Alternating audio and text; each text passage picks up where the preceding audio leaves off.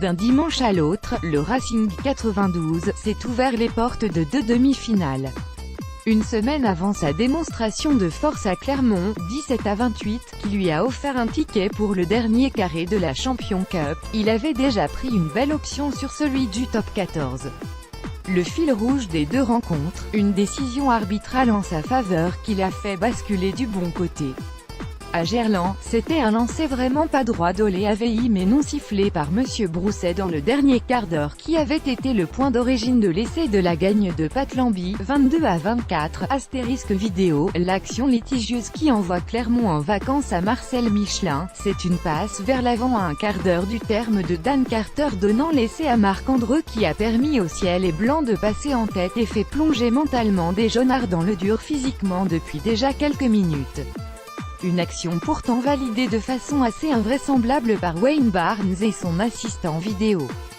Un simple prêté pour un rendu pour l'entraîneur des arrières franciliens Laurent Labie qui a déclaré après la rencontre, avec la passe de Morgan Parra, décisive pour l'essai clermontois de Betham, NDLR, je pense que ça fait un partout. Ça équilibre, et l'ancien castrait de conclure, ce n'est pas l'arbitrage qui fait le résultat.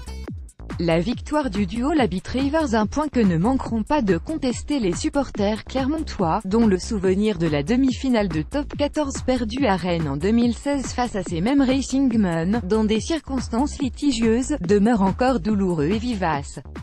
Mais réduire le succès alto-sécanais en terre auvergnate à une simple erreur d'arbitrage serait malhonnête. Il est aussi celui d'un groupe à la force de frappe exceptionnelle cette saison et particulièrement bien géré par ses entraîneurs.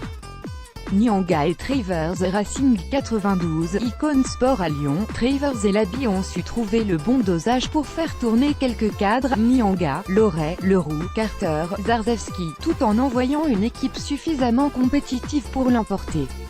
Il a aussi eu la bonne idée de donner une première titularisation à la charnière Machenot-Lambie afin de ne pas trop partir dans l'inconnu au Michelin. Autre bonne idée, avoir osé piquer l'orgueil de Dan Carter, préservé dans le Rhône et relégué sur le banc ce dimanche pour des critères purement sportifs.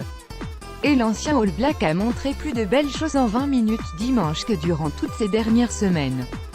Travers et Labie ont enfin décidé de récompenser Marc Andreu de sa saison incroyable en lui octroyant une place de titulaire pour ce grand rendez-vous et ce dernier, encore énorme, leur a rendu cette confiance.